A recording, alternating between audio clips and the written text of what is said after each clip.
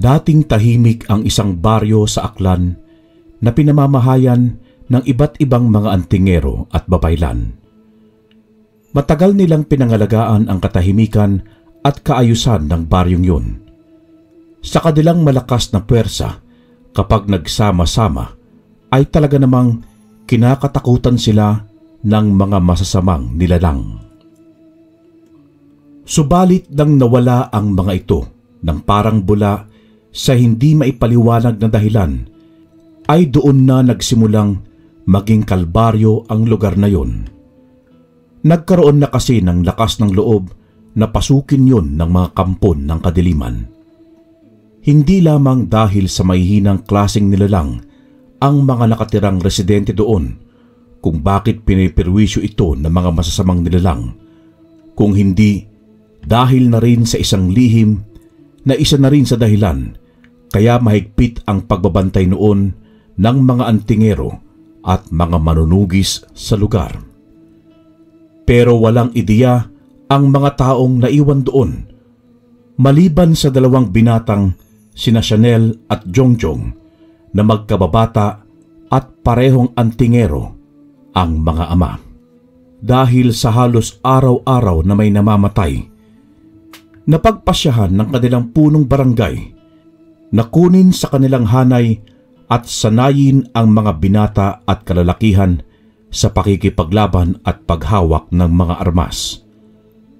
Masyado na kasi silang nasasakop ng mga nilalang na kayang kumain ng laman at karne ng tao dahil sila ang pangunahing pagkain ng mga ito. Dahil sa biglaang pagkawala ng mga antingero at manunukis, hindi na nagawang maturuan pa ng mga magulang sina Jongjong at Chanel sa pakikipaglaban at maski anong klaseng ritual.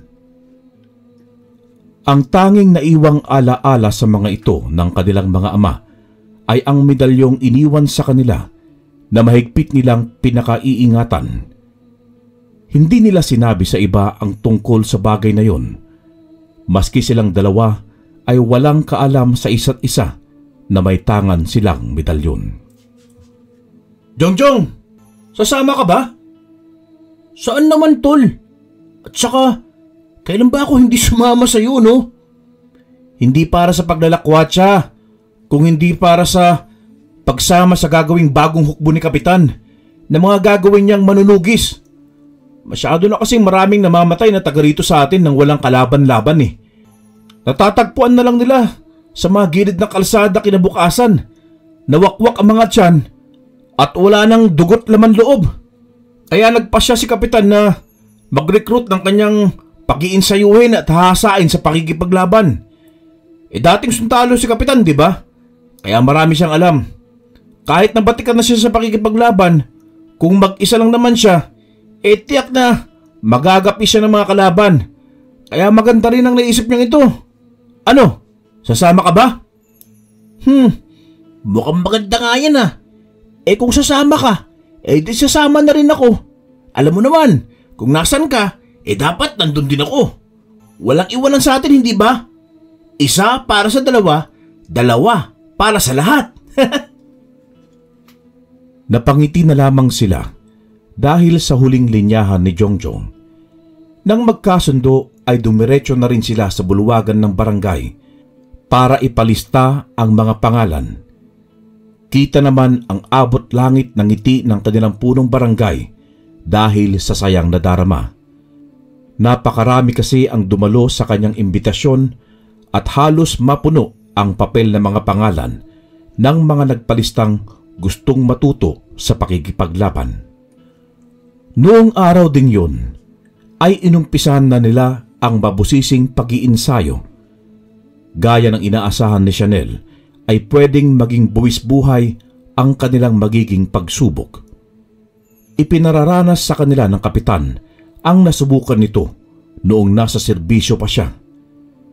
Nadismiss lang ito sa pagkasundalo dahil sa nakapatay siya ng aswang. Dahil sa bagong yanggaw pa lamang ang kanyang napaslang, ay hindi ito pinaniwalaan ng kanyang mga kabaro hanggang sa napilitan na lamang siyang umalis sa serbisyo.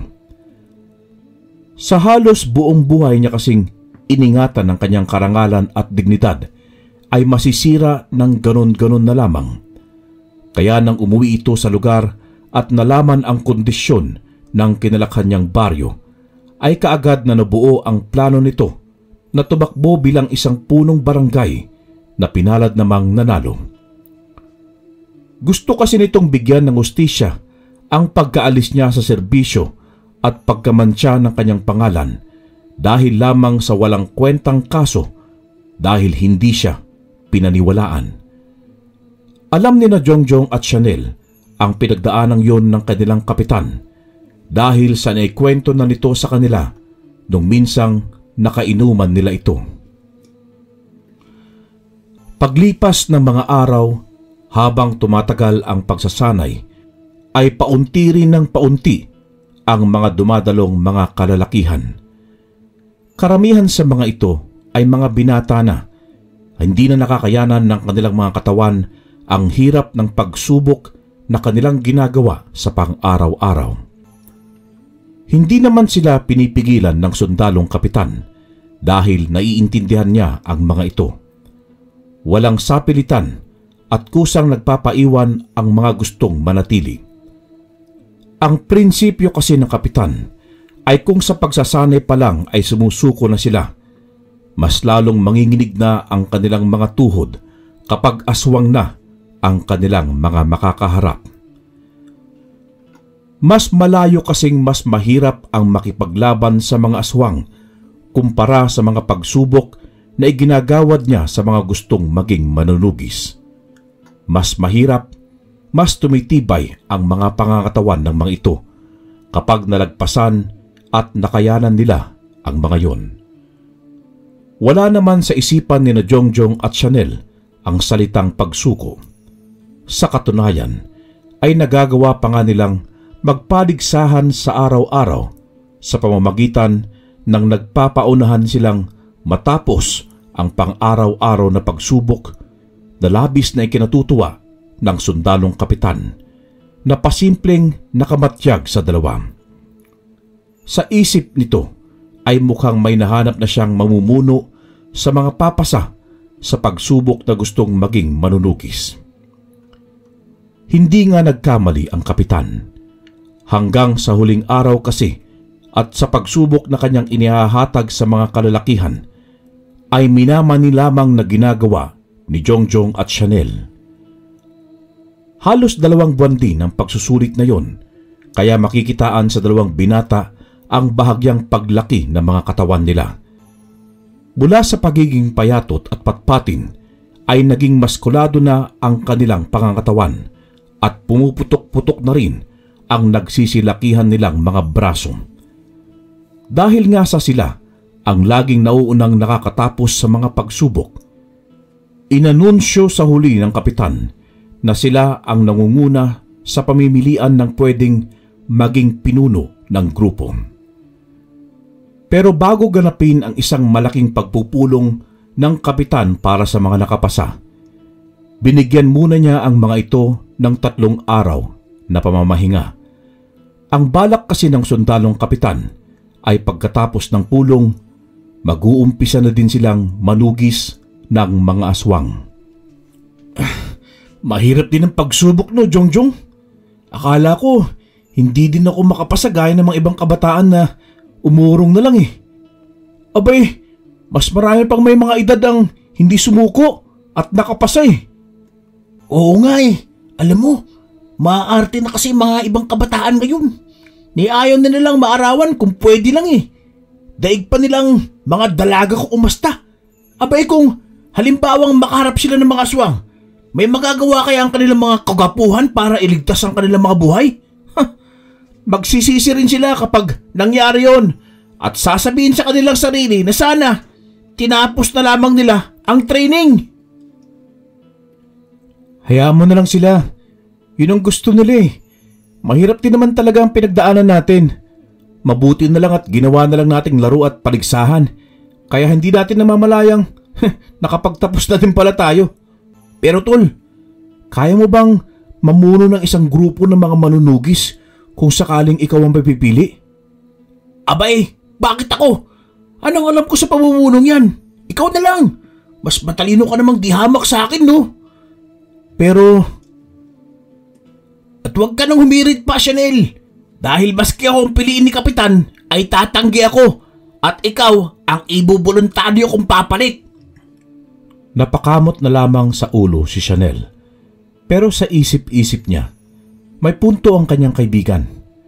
Dati kasi noong bata pa sila, ay siya na ang madalas na namumuno sa kanilang mga kababata kapag dumayo sila ng away sa karatig baryo. Siya din ang kauna-unahang napapalo ng mga magulang kapag nalaman ng mga ito ang mga kalokohang pinaggagawa nila. Matuloy na lumipas ang 3 araw hanggang sa dumating na nga ang pagpupulong. Lahat naman ng pumasang kalalakihan at mga binata ay dumalo.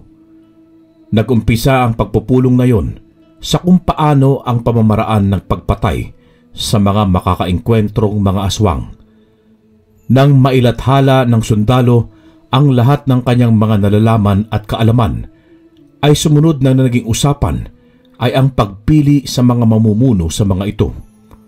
Paulit-ulit na nagdadasal sa kanyang isipan si Jongjong na sana ay hindi siya ang may turo. Nadinig naman ng Diyos ang kanyang panalangin at ang kaibigan niyang si Chanel ang napili sa lahat. Sabay pa silang napabuntong hininga, saka tinapik si Jongjong sa balikat ang kaibigan. Uy! Congrats tol ha! Karapat-dapat ka dyan! Mano po, pinuno! Uy! Ano ka ba? Loko-loko ka talaga! Nagtawanan ang lahat ng manunugis, pati na rin ng Kapitan del Barrio. Tinapos naman ito ang pagpupulong nang ibagsak niya ang isang mahabang bag sa isang lamesa. Pagbukas niya dito, ay doon tumambad sa mga manunugis ang iba't ibang klase ng mga armas na pwedeng magamit para tugisin ang mga aswang. Naroon ang iba't ibang klase ng mga baril, kutsilyo, latigo, pana, pampasabog at iba pa. Karamihan sa mga manunugis na ang piniling armas ay mga baril. Matataas na dekalibre ang kinuha ng mga malalaki ang katawan at ang mga hindi gaanong gamay ang paghawak sa mabibigat na armas ay mga kutsilyo at 45 lamang ang kinuha. Si Jongjong naman ay isang baril din na mahaba at may pampasabog ang kanyang kinuha, samantalang si Chanel ay isang latigo, 2 kutsilyo at mangilang-ilang mga pampasabog ang dinampot. Uy! Tol! Sigurado kong yan lang ang dadalhin mong mga armas. Oo, tol. Bilang isang pinuno ninyo, mas pagtutuunan ko ang mag-isip ng mga gagawin nating mga hakbang para hindi tayo mapahamak. Magiging sagabal lamang sa aking pag-iisip ang mabibigat na armas. Isa pa, nag-ensayo din naman tayo kung paano lumaban ng walang armas, hindi ba? Ang iwasan na lamang natin, kung sakaling mano-mano na ang laban ang makagat o makalmot ng mga aswang para hindi tayo malason at bayanggaw. Mas lalong humanga ang sundalong kapitan sa sinabing yun ni Chanel. Sigurado na kasing hindi siya nagkamali sa pagpili sa binata bilang maging pinuno ng itinatag niyang grupo ng mga manunugis sa kanilang lugar. Pagkatapos nun, inutusan ng kapitan ang mga babaeng serbedora sa barangay Bulwagan na ilabas na ang mga pagkain para sa huling bahagi ng pagpupulong. Yun ay parang despedida na sa bawat isa. Nalilisanin na ang buhay bilang isang normal na mamamayan ng kanilang lugar at tatanggapin na ng buong puso ang pagiging mga manunugis ng mga aswang. Lahat ay nagsaya dahil pagkatapos ng mga sandaling yun ay mag-uumpisa na sila sa kanilang mga sinumpaang tungkulin pagsapit ng gabi. Mga kasama! Pagkatapos ng kasiyahang ito, ay sisimulan na nating suyurin ang mga kagubatan sa ating lugar. Hindi ko kayo pinagbabawalang magdiwang, pero ang hiniling ko na lang sa inyo, huwag sana kayo magpapakalango sa alak. Hinay-hinay lang dahil hindi na biro ang susunod na takbo ng ating buhay mamayang gabi. Hindi na basta-basta ang ating mga makakaharap na pagsubok. Buhay na ng bawat isa ang nakasalalay sa misyon nating ito. Sana'y nagkakaintindihan tayo mga kasama. Sa pangunguna ni Jongjong ay sumang-ayon ang lahat. Subalit ang iba sa mga ito, habang palalim ng palalim ang kasiyahan, ay hindi na din naiwasan ang maparami ng inom. Gusto mang pagbawalan sila ni Chanel, pero hindi na lamang niya ginawa dahil sa senyas ng kanilang kapitan sa pamamagitan ng pag-iling. Lumapit pa ito sa kanya, saka sinabing ang lahat ng yon ay bahagi din ng kanilang pagsubok. Nakapasa na sila sa paggamit ng lakas ng pangangatawan, pero sa mga sandaling yon, disiplina sa sarili ang kailangan nilang dapat na matutunan. Hindi sila madadala kung hindi sila matuturuan ng leksyon, at sa huli ay naintindihan na din ni Chanel ang gustong ipabatid sa kanya ng sundalong kapitan. Hanggang sa dumating na ang itinakdang oras, maski may mga tama ng alak ang iba, ay hindi nila pwedeng talikuran ang sinumpaan nilang misyon, kaya tuloy ang kanilang pagpasok sa gubat sa pangunguna ni Chanel. Nakaalalay naman sa kanya ang kaibigang si Jongjong na hindi rin masyadong uminom ng alak. Sa bungad pa lamang ay kakaibang samyo ng hangin na ang sumalubong sa kanila. May dulot yung kakaibang lansa at kilabot sa katawan, kaya hindi nila naiwasan ang pangilabutan. Dahil sa pangyayaring yon ay nabawasan ang kalasingan ng ibang manunugis dahil pinagpawisan ng mga ito ng malagkit. Sa mataman nilang pagmamasid sa paligid, ay nakita nila ang mga nagkalat na mga damit na nagkalasog-lasog dahil sa matatalas na bagay. May bahid din na mga dugo yun at pinuputakti ng mga malalaking langaw dahil sa masangsang na amoy ng mga ito. Mas lalo pa silang pumasok sa gubat hanggang sa may matamaan ang flashlight ni Chanel na tila isang tao na may abalang ginagawa. Sa pagkakaalam nila ay isa lamang yung pangkaraniwang bata. Hoy! Bata! Anong ginagawa mo dyan sa ganitong 10 oras ng gabi? Hindi mo ba alam na delikado ang lugar na ito dahil sa naglipa na ang mga aswang? Nakatalikod ito sa kanila, pero nang humarap ay ganoon na lamang ang kanilang pagkagimbal nang makita nila ang itsura nito. Bata pa lang ay kulubot na ang kutis ng mukha nito. Tumutulo mula sa mga matutulis na ngiping nakausli ang pulang likido at nanlilisik ang mapupula nitong mga mata. Kaagad na kinuha ni Chanel ang isang kutsilyo sa kanyang tagiliran at nang susugod na ito sa kanila ay kaagad niya itong tinarget na matagumpay naman niyang napatamaan ito sa puso. Bagsak ang batang aswang na padapa sa lupa na hindi nagawang gumalaw pa. Lintik na! Aswang palang batang yun! Chanel! Naiisip mo ba ang naiisip ko? Oo, tol. Mukhang malapit lamang dito ang kuta nila. Kaya kayo mga kasama, maging alisto kayo. Dito pa lang, mag-uumpisa ang ating mga sinumpaang tungkulin bilang mga manunugis.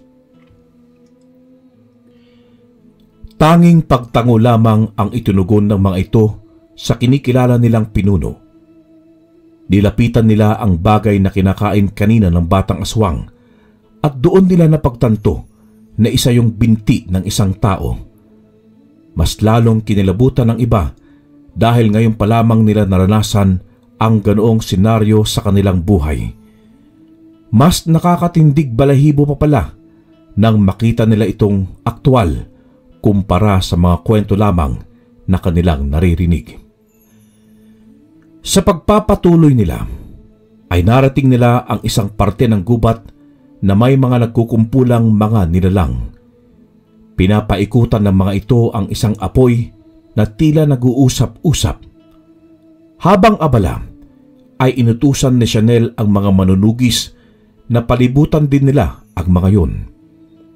Kapag nagkaroon na ng sagupaan, ay mangyaring Nagpayuko ang paggamit nila ng mga dalang baril para sa lupa tumagos ang kanilang mga bala at hindi sila ang magkatamaan. Agad na kumilos ang mga yun. Pasuray-suray pa ang iba pero nagawa pa rin nilang maging maagap. Nang makapwesto silang lahat ay isa na lamang ang naiisip na paraan para malaman nila na aswang nga ang mga nagkukumpulang yun. Gamit ang binti ng isang tao na kinuha ni Chanel kanina sa batang aswang ay ibinato niya yon sa gitna ng mga nilalang. Hindi naman naitago ng mga ito ang tunay nilang pagkakakilanlan bilang mga aswang dahil sa sariwa pa ang binting yun at may sariwang dugo pa na natitira na mabango sa kanilang pang-amoy. Kumpirmado! Mga aswang nga sila! Mga kasama! Ngayon na! Nabulabog ang mga aswang, sa kanila hinagilap kung saan nanggagaling ang sigaw.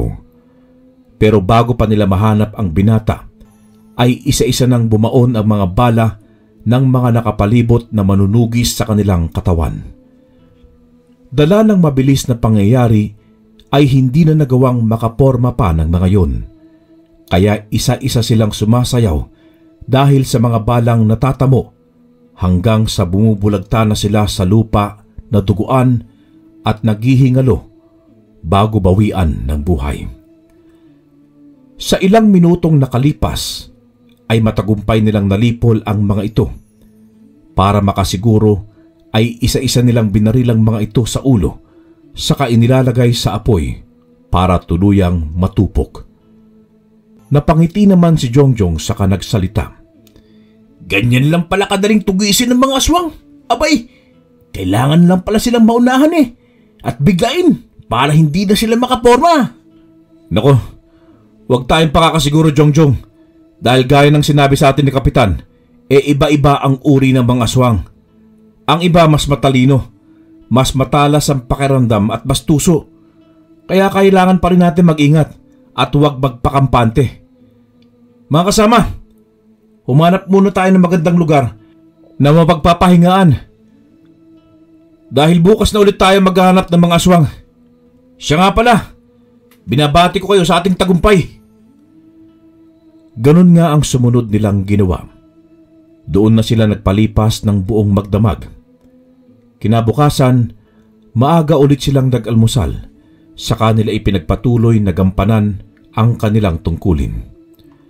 Tanghaling tapat na nang may makasalubong silang mga maskuladong kalalakihan.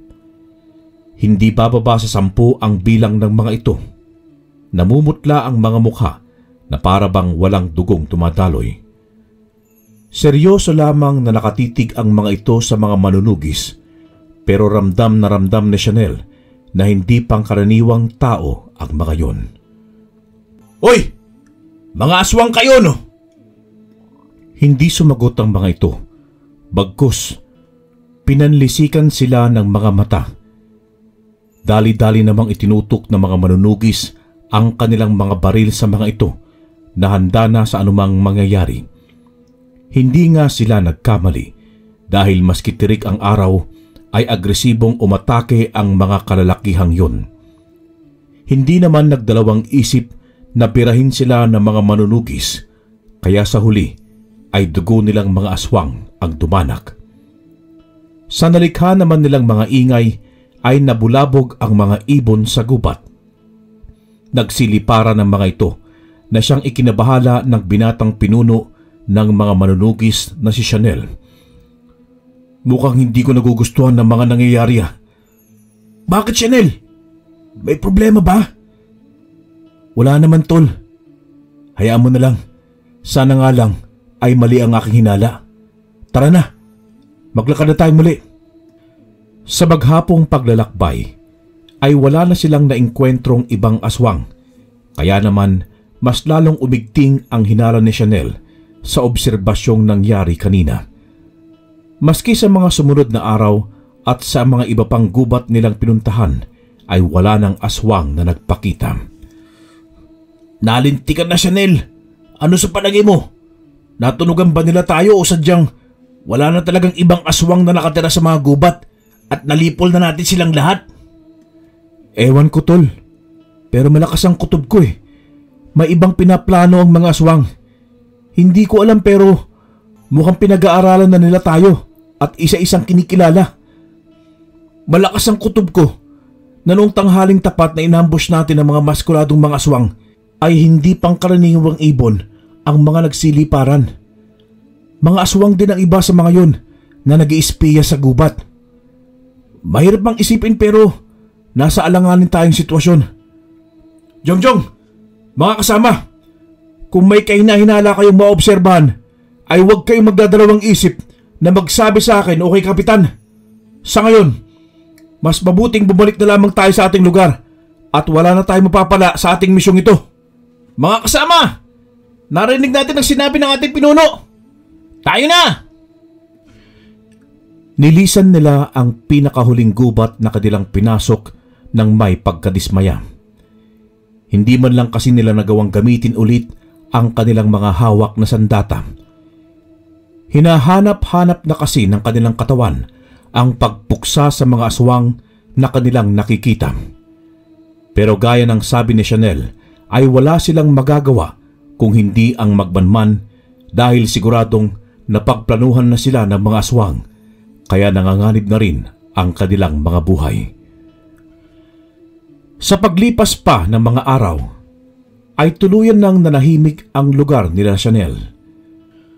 Wala na silang nababalita ang kaso tungkol sa mga aswang na labis naman nilang ipinagtaka, lalong-lalo na ang sundalong kapitan. Pero kada araw ng Sabado pa rin niya pinupulong ang mga manunugis at huwag magpakampante sa nangyayari dahil tila may kakaibang nagaganap. Isang araw, may mga nagsidatingang mga kalalakihan sa kanilang lugar at ang lumang mansyong matagal nang napapabayaan ay bigla na lamang itong inasikaso at nilinisan hanggang sa ito'y magmukhang bago ulit at pwede nang tirhan. Matagal na panahon ding nawala ang pamilyang may-ari ng malaking bahay na yon, simula nang mangibang bansa ang mga ito ayon sa sabi-sabi. Isang linggo ang nakalipas mula nang maayos ang mansyon ay dumating ang isang pamilya na lulan ng isang magarang kotse.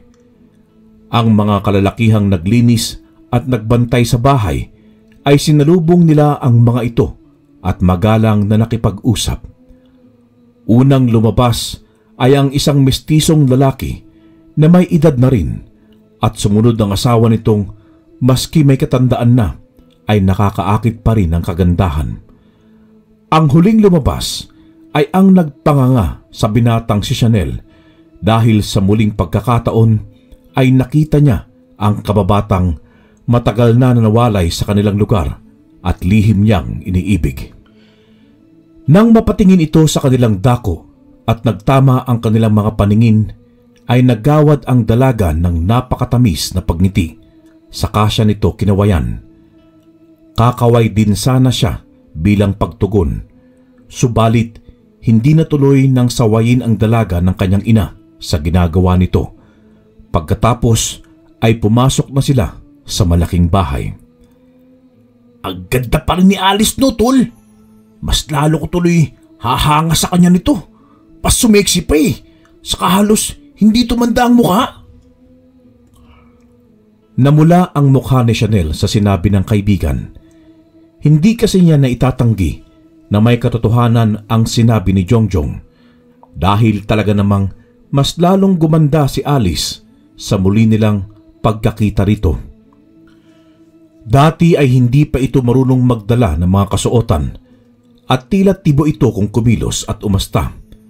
Pero ngayon ay napakagara na ng kanyang kasuotan at babaeng-babae na kung pumorma.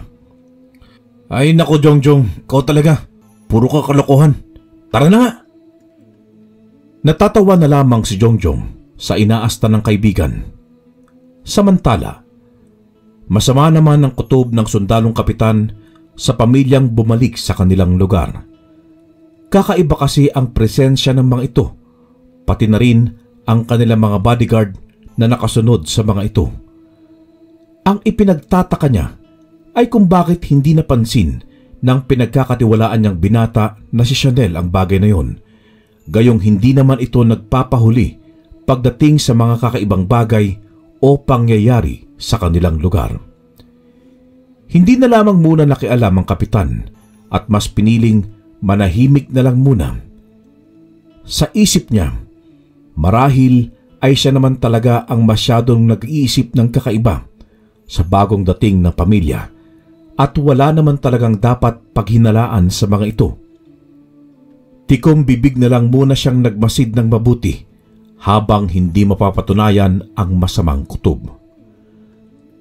Muling lumipas sa mga araw hanggang sa magulantang ulit ang buong baryo sa muling kagimbal-gimbal na balita pagsapit ng isang umaga.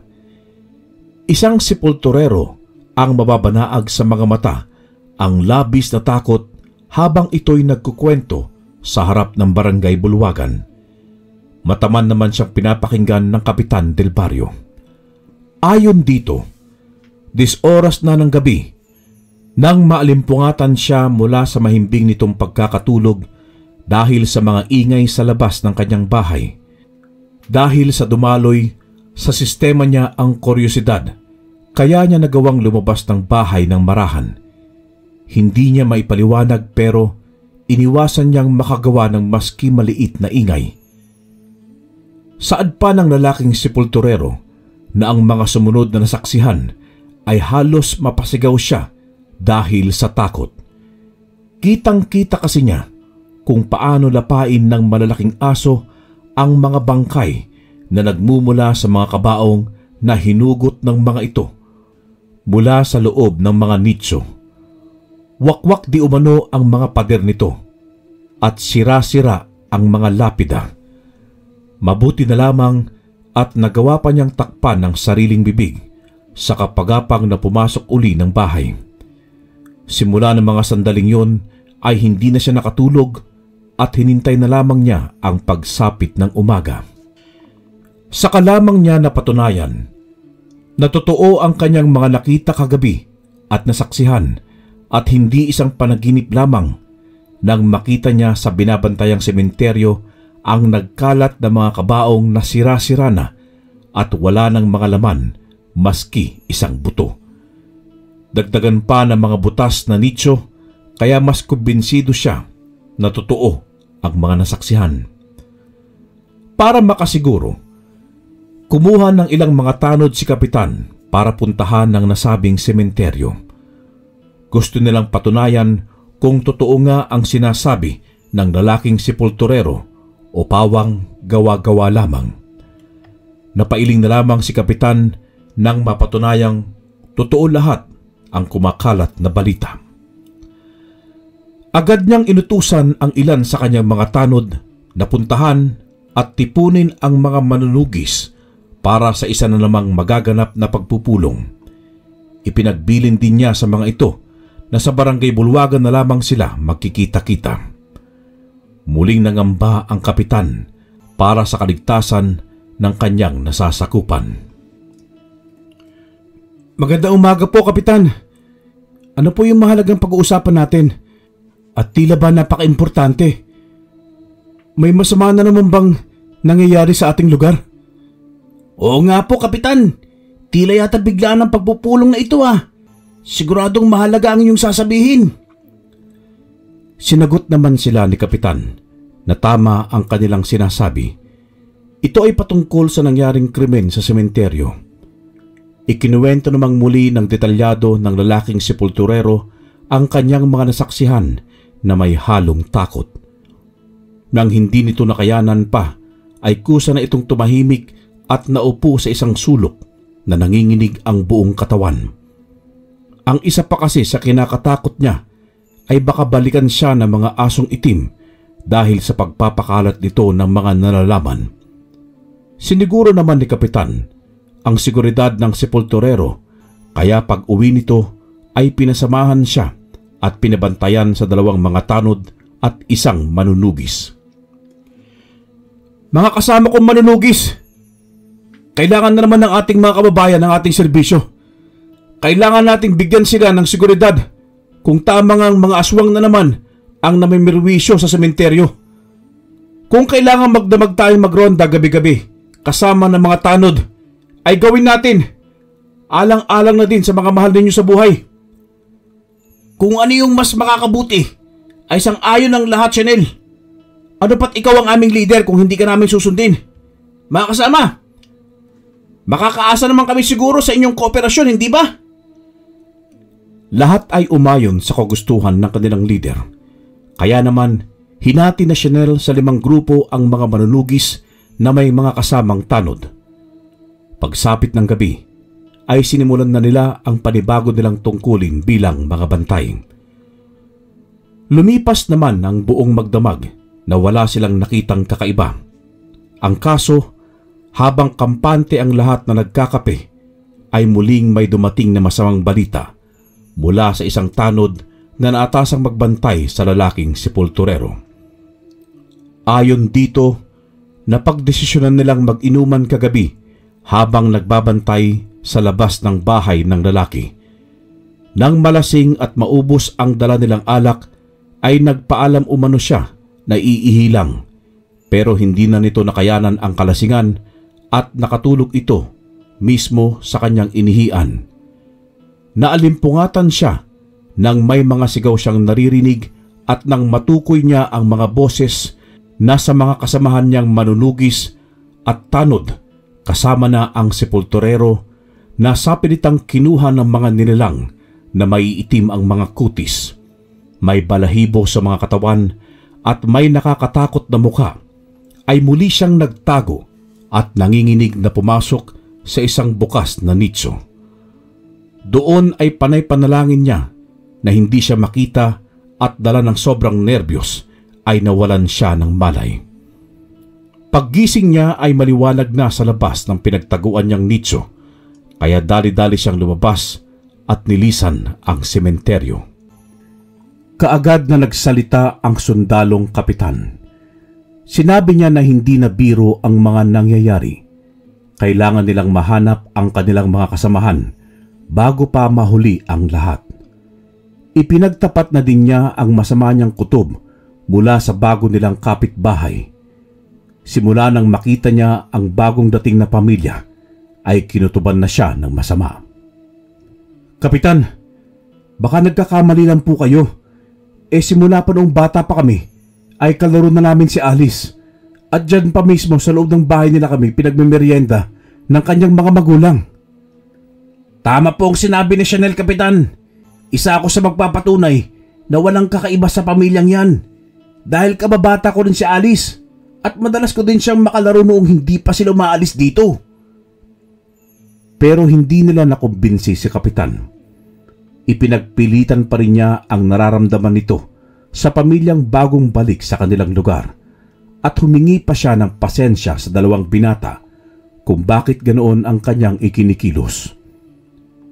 Naiintindihan naman siya ni Chanel at Jongjong dahil sa katunayan ay ganoon din ang naramdaman nila noong una ulit nilang makita ang pamilyang yun. Pero dahil kilala nila ang mga ito, ay hindi na lamang nila pinansin.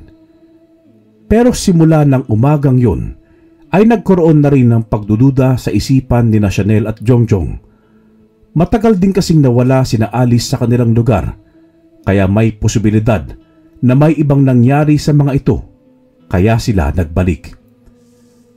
Sa mga sumunod na gabi ng pagroronda, habang nag-iisip, ay nabulaga ang grupo ni Chanel sa biglaang pagsulpot ng malalaking aso sa kanilang harapan. Nanlilisik ang mga mata ng mga ito na handang-handa ng umatake. Dala ng takot at pagkabigla ay napatakbo ang ibang mga manunugis kasama ng mga tanod at tanging ang binata na lamang ang naiwan sa lugar. Lintik na! Iniwan ako ng mga peste! Oy kayo! Kung ayaw niyong masaktan, ay umalis kayo sa harapan ko! Pilit na tinapangan ni Chanel ang sarili, pero nang mapagtanto niyang wala pala siyang nadalang maski anong armas dahil na rin sa kanyang malalim na pag-iisip, ay tinabdan din siya ng takot.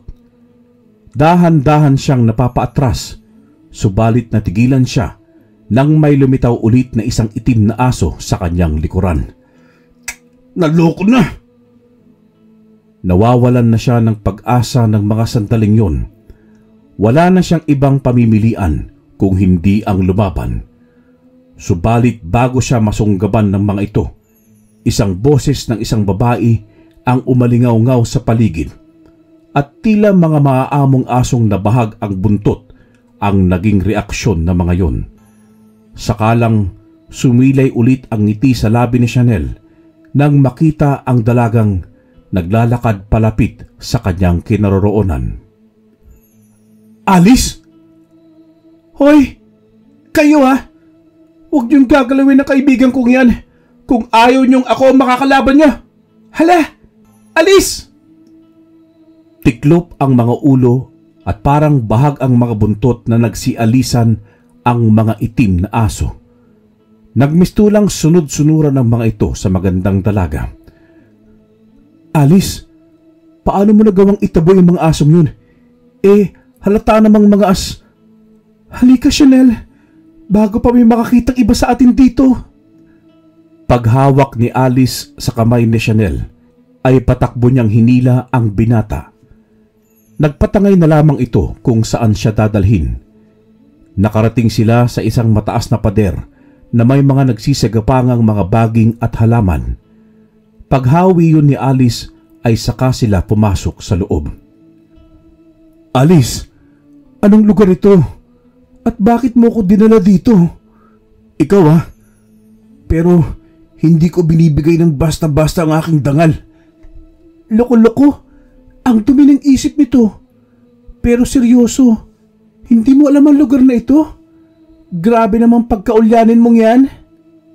Mariin pang nag-isip ang binata hanggang sa maalala na niya ang lugar na pinagdalan sa kanya ng babaeng kaibigan. Tama. Ito pala yung tambayan natin at hideout ng mga bata pa tayo. Dito tayo madalas magkita at tayo lang nakakaalam nito. Teka, andyan pa kaya yung gasera? Hindi pa man nahanap ni Chanel ang gasera, ay nasindihan na ito ni Alice. Unang gabi, pagbalik namin dito, ay kaagad ko nang pinuntahan ang lugar na ito. Napakarumi na at halatang napabayaan na kaya nilinisan ko at inayos. Mabuti na lamang at natapos ko na kanina. At saktong paglabas ko nakita kita na nasa alanganing sitwasyon. Ganun ba? Pasensya na ha. Salamat din. Pasensya na dahil hindi ko na naayos ang lugar na ito. At salamat dahil iniligtas mo ko kanina. Teka, paano mo pala nagawang paamuhin ng mga itim na asong yun? Hindi nakasagot ang dalaga. Bagkus huminga ito ng malalim. Nag-isip muna ng ilang minuto kung magtatapat na ba siya o hindi sa kaibigan. Matyaga namang hinintay ni Chanel ang sasabihin ng dalaga hanggang sa magsalita na ulit ito. Chanel, sa nilipatan namin ay malawak na lupa ang nabili ni Papa. Kaya lumaki ako sa farm. Muntik na malugi ang pinatayo niya noong negosyo. Hanggang sa makilala ni Papa ang isang pamilya na lihim na nakatira sa lupang nabili niya. Dahil sa may ugaling pagkasakim ang aking ama, ay pinilit niyang pinaalis ang pamilyang yon. Subalit nang mag-alok ang pinakailaw ng tahanan ng pampaswerte sa negosyo, ay kaagad na kuminang ang mga mata ni Papa. Nakipagkasundo kaagad siya sa matanda at kapag walang swerteng naganap sa loob ng isang buwan, ay pwersahan silang papaalisin. Dagdag pa ng dalaga na bago matapos ang usapan ng araw na yon, ay iniabot ng matandang babae sa kanyang ama ang isang maliit na garapon na tila langis ang laman. Ibinili nito sa kanila na kada pagsapit ng gabi ay magpahid sila sa baba ng kanilang ilong para mas maamoy nila ang swerteng darating sa kanilang buhay. Natupad naman ang mga sinabi ng matanda. Unti-unti ngang umangat ang kanilang buhay hanggang sa maging milyonaryo na ang kanilang pamilya. Laking tuwa ng mga magulang ni Alice, pati na rin siya dahil sa walang katapusang biyaya. Pero pagkalipas lamang ng ilang buwan ay unti-unti na rin nilang naramdaman ang kapalit ng kanilang natatanggap na swerte sa kanilang buhay. May mga gabing namimilipit sila sa sobrang sakit ng kanilang tiyan hanggang sa nawawalan sila ng malay. Nagigising na lamang silang naliligo ng sariwang dugo ng kanilang mga katulong, nawakwak ang mga tiyan at nawawala ang mga lamang loob ng mga ito. Nanlilimahid din ang kanilang mga bibig ng pulang likido. Sa mga nagdaang pang mga buwan at taon ay saka pa lang nila nadiskubre na sila ay nayanggaw hanggang sa tuluyan na silang naging ganap na mga aswang. Kapalit ng swerte ay nagpaalipin sila sa kadiliman. Grabe palang sinapit nyo. Sana hindi na lamang kayo umalis dito. E di sana hindi kayo nayanggaw. Simula din na naging ganito kami nila papa at mama, ay naging alipin na rin namin ang mga itim na aso na tinatawag nilang mga aswang na balbal. Mga bulok na karne ng hayop at tao ang kanilang kinakain. Kaya ang ginagawa ni na papa ay binubulok nila ang ibang mga nabibiktima nila saka pinapakain sa mga ito. Hindi ko masikmuro kumain ng tao, kaya mga hayop na lang ang nilalapa ko. Alice, may magagawa pa bang ibang paraan para maalis ang inyong pagiging aswang? Meron, Chanel. Kaya nga bumalik kami rito para kunin ang lunas na yon. Pero sa tingin ko, kami na lang ni mama ang gustong gumaling. At si papa ay ayaw mawala ang tinatamasa niyang mga swerte. Tuwang-tuwa nga siyang tawaging supremo ng mga ibang aswang Aalamin pa sana ni Chanel ang lunas na yon. Pero nakarinig na naman sila ng mga sigawan mula sa labas. Tila ba nagdudulot na naman ng lagim ang mga aswang na balbal sa mga tao. Tayo na, Alice. Kailangan natin iligtas sa mga tao. Alam kong hindi ka masama, kaya nakikiusap ako. Tulungan mo kaming mapuksa ang iyong mga kauri. Pangako, hindi ka maano, tutulungan ka namin magamot kayo ng iyong ina mula sa pagkaaswang. Nalito si Alice sa gagawin. Kung susundin niya ang gusto ng binata, ay para na rin niyang kinalaban ang mismo niyang ama. Pero kung hahayaan na lamang niya ang karahasang yon at ipagsasawalang kibo ang mga nangyayari, ay maaaring malipol ang lahat ng mga tao roon. At kapag nangyari yon, ay parang wala na siyang ipinagkaiba sa kanyang ama. Gusto rin niyang makaahon sila ng kanyang ina sa pagiging kampon ng kadiliman, kaya sa huli ay sumama na rin ito sa binata. Nang magkita-kita sila, ay natuwa ang pangkat ni Kapitan dahil ligtas si Chanel.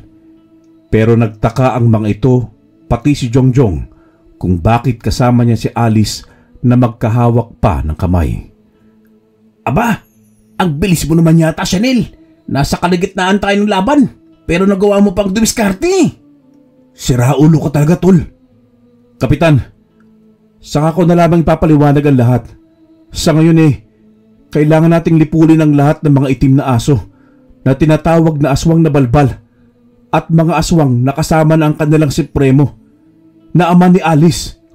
Ipinagtapat na niya sa akin ang lahat. Bawat isa ay nagulantang sa revelasyong yun. Pero dahil sa marami na ding nalagas sa mga manunugis at tanod, ipinagkibit-balikat na muna nila ang mga kaganapang yon. Sama-sama nilang hinarap ang mga asong itim. Hindi naman magawang lumaban ng mga ito dahil sa dalagang si Alice, kaya madali silang natatapos ng mga manunugis. Kung maaari po, Kapitan, huwag din niyong idamay ang aking ina. Gusto din niya magamot at katulad ko, hindi niya magawang lumapa ng mga tao simula nang makontrol namin ang pagiging ganap na aswang. Tanging si Papa lang ang tuluyang nagpakasama dahil sa yamang tinatamasa niya. Tumango naman ang kapitang sundalo, tanda ng pagsang-ayon. Walang habas nilang kinitil ang mga buhay ng mga balbal na nakakasagupa, pati na din ang mga aswang na umanib sa pangkat ni Supremo ay hindi nila pinaligtas. Hindi nagtagal ay narating nila ang harap ng malaking bahay. Mula sa itaas ay naroon ang supremo ng mga aswang na nakangiting nakatanaw sa kanila. Alice! Wala ka talagang silbi. Nagbistula kang espiya kontra sa sarili mong ama. Wala kang utang na loob. Patawarin mo ako, Papa. Pero kailangan na magwakas ang iyong kasamaan. Masakit para sa akin. Pero mas gugustuhin kong mamatay na kayo kaysa patuloy na magpagamit sa kapangyarihan ng kadiliman at sa iyong kasakiman sa kayamanan. Hindi mangyayari ang gusto mong magganap, Alice. Kayo ang mamamatay! Nagsilapagan ang lahat ng mga balbal at aswang sa loob ng bakuran ng malaking bahay. Napakarami pa ng bilang ng mga ito at talaga namang nakakatakot ang kanilang mga itsura. Unti-unti namang bumubukas ang tarangkahan ng bahay ng mag-isa. Nanggagalaiting naghihintay ng hudyat ang mga aswang mula sa kanilang iginagalang na supremo. Tol, may mga dala ka bang pampasabog dyan? Nag-usap ng pabulong ang magkaibigan. Meron, pero hindi naman karamihan. Narinig naman sila ng kapitan kaya sumabat ito. Sinabi niya na naroroon sa malaking bag na nasa isang manunugis ang lahat ng armas na pampasabog. Dali-daling kinuha yun ni Chanel, saka kumuha ng ilang piraso at isang mahabang baril na may balang pampasabog. Sa pagkakataong yon ay handa na ang binata sa paglupig sa mga masasamang aswang kasama na ang kanilang supremo. Hindi na pinatagal pa ng supremo at nagbigay na ito ng hudyat para umatake ang kanyang mga kampon. Hindi naman nagpatinag ang mga manunugis. Gamit ang kanilang mga napag-aralan ay sinalubong nila ang mga aswang. Wala silang inaksayang bala. Lahat ay nakatuon sa ulo at dibdib, sa bandang puso na kanilang patatamaan. Ang mga itim na aso naman ay sa ulo lahat ang kanilang puntirya. Bago pa makalabas ang unang pangkat ng mga lumusob na aswang, ay pinaulanan na sila ng mga balang pampasabog ni Chanel. Ang mga ibang manunugis naman ay walang habas na nagpaulan ng mga bala. Subalit tila hindi nabawasan ang mga kalaban sa dami ng mga ito. Langya, sobrang dami naman ng mga ito. Mas marami pa yata ang bilang nila kumpara sa dala nating mga balay. Tol, pagtuunan mo lang yung pansin sa mga pampasabog, tol. Magbitaw kayo sa maraming mga nagkukumpulang mga aswang. Ganun nga ang ginawa ng lahat. Bawat granada at pampasabog na bala ay sa lugar ng maraming aswang nila pinapakawalan. Ang mga nauunang mga aswang na sumusugod ay isa-isa nilang pinupuntirya ng bala sa mga ulo at puso. Mas lalo namang nagpuyos sa galit ang supremo sa mga ito. Kaya naman tumalon ito ng napakataas at pagbagsak niya sa lupa ay tinulungan niya ang mga kampon na lusubin ang mga grupo ng manunugis, subalit hinarap siya ng kanyang anak na si Alice. Papa, itigil mo na ang kasamaan mong ito. Pumayag ka na lang na tulungan nila tayong gumaling. Papa, maawa ka sa amin ni Mama. Naputol ang sinasabi ni Alice nang tabigin siya ng ama. Tuluyan na itong nilamon ng galit at kasamaan at pati sarili niyang anak ay nagawa na nitong saktan. Dahil sa malakas na pagkakatabig ay bumagsak ang katawan ng dalaga sa isang bato. Nauntog ang ulo sa matigas na bagay kaya nawalan ng malay. Alice! Pinaulanan ng bala ni Chanel ang supremo ng mga aswang pero hindi ito magawang patamaan dahil sobrang liksi nito. Marahan itong naglalakad papunta sa kanyang kinaroroonan hanggang sa makaisip ng paraan ng binata.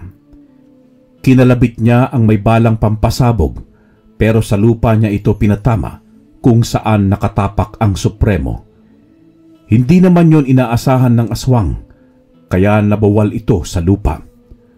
Sa pagkakataong yon ay medyo napuruhan ang Supremo na ininda ang mga sugat na natamo nito.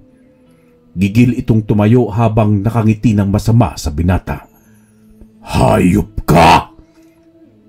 Sa isang putok ng baril ay naudlot at hindi na natapos ni Supremo ang bibitawan pa sana niyang pagsasalita nang baunan ni Chanel ng tigi-isang tingga ng bala sa ulo at dibdib nito. Makalipas pa ang ilang minuto hanggang sa malipol na nila ang lahat ng mga aswang. Lumabas din ang mama ni Alice mula sa pinagtataguan at nag-aalalang nilapitan ng patakbo ang kanyang anak. Agad niya itong niyakap saka niyugyog pero hindi pa rin ito gumigising. Tita, mawalang galang na po. Hindi pa po pala nasasabi sa akin ni Alice kung papaano maalis ang inyong pagiging aswang. May alam po ba kayo patungkol dito? Pwede po bang malaman at baka sakaling ito rin ang paraan para magkamalay na siya? Tumango ang ginang. Pagkatapos ay sinabi niya ang nalalaman. Yun din ang isa sa dahilan kung bakit sila nagbalik sa lugar. Balak kunin ng kanyang asawa ang dalawang bagay na yun, hindi para magamot, kundi para mas lalo siyang lumakas bilang isang supremo. Sinabi pa niya na dati ding antingero ang kanyang asawa, pero dahil sa kasakiman ay naligaw ito ng landas. Kinalaban niya ang mga kapwa niya antingero, subalit sa huli ay natalo siya at ang usapan, kapag nagapi siya ay aalis siya sa kanilang lugar. Magkagayon man, hindi pa rin nawawala ang pagnanais na mapunta sa kanya ang mga bagay na yon at mas lalong nanggagalaiti sa galit ang Supremo nang malaman niyang sariling buhay at kapangyarihan ng mga manunugis at antingero ay kanilang ibinigay para hindi basta-basta makuha o mahawakan ng masamang nilalang ang mga medalyon na nasa pangangalaga ni na Jongjong at Chanel na lingid sa kaalaman ng lahat. Nang marinig ng dalawa ang lahat ng yun, ay nagkatinginan sila sa isa't isa. Base naman sa obserbasyon ng kapitan, ay mukhang may alam ang mga ito sa tinutukoy na medalyon ng babaeng aswang. Tinanong niya ang dalawa, pero dumaan pa ang ilang segundo bago siya sinagot ng mga ito sa pamamagitan ng kanilang pagtango. Agad na umalis ang dalawang binata at nagpunta sa kani-kanilang tirahan at pagbalik ay hawak-hawak ng mga ito ang dalawang medalyong matagal na panahong pinakaiingatan. Hindi din kasi nila alam kung paano ito gamitin at lalong-lalo na hindi nila alam na ganoon pala kalakas ang mga taglay na kapangyarihan ng mga kwintas na yun. "O heto Chanel, kunin mo at baka ikaw ang makakapagpagana sa mga medalyong yan. Subukin mong gumawa ng konsentrasyon, baka sakaling magtagumpay ka." Tumango na lamang si Chanel na napaparunok ng sariling laway. Pinagmasdan muna niya ang hawak na medalyon, saka niya kinuha mula sa kaibigan ang isa pa. Pinagsama niya ito, saka dahan-dahang isinuot sa kanyang lieg. Walang ano-ano'y bigla na lamang natulala ang binata. Naglabas ng ilaw ang mga mata at bibig nito, saka dahan-dahang lumapit sa mag-inang aswang. Pinagdikit niya ang dalawang palad ng nakabukas, saka niya ito itinapat sa mga ito. May mga salitang Latin na tila dasal ang sinasambit ni Chanel hanggang sa kumawala sa kanyang mga medalyon ang tila dilaw na usok. Bumalot ang mga yon kay Alice at sa ina nito. Maya-maya pa'y nagmulat na ng mata ang dalaga. Nagbalik na din sa normal si Chanel at nawalan pa ng malay pagkatapos ng ginawa. Mabuti na lamang at nasalo siya ni Jongjong. "Uy, Tol! Gising! Ang bigat mo eh!" Natawa na lamang sina kapitan, saka nila pinagtulungang binuhat si Chanel, saka ipinasok sa isang bahay. Pagputok ng araw, Nagising si Chanel na nabungaran niya ang mukha ni Alice na nakangiti. Niyakap siya nito, saka nagpasalamat. Bakit? Ano bang nangyari? Ikinuwento lahat ng dalaga ang mga nangyari bago nawalan ng malay ang binata. Sa huli ay nalinawan din si Chanel. Inasar pa siya ni Jongjong, nakakapasok pa lamang ng mga sandaling yon, kaya ito namutla. Paglipas pa ng ilang mga buwan at nang tiyak na magaling na at wala na ang pagkaaswang ni Alice, ikinasal na din sila ni Chanel sa huli. Wala na ding naiulat na krimeng sangkot ang mga aswang sa kanilang lugar na siyang laking pasasalamat ng sundalong kapitan kina Chanel, lalong-lalo na sa Diyos dahil hindi sila pinabayaang mapahamak sa kamay ng mga aswang. Wakas.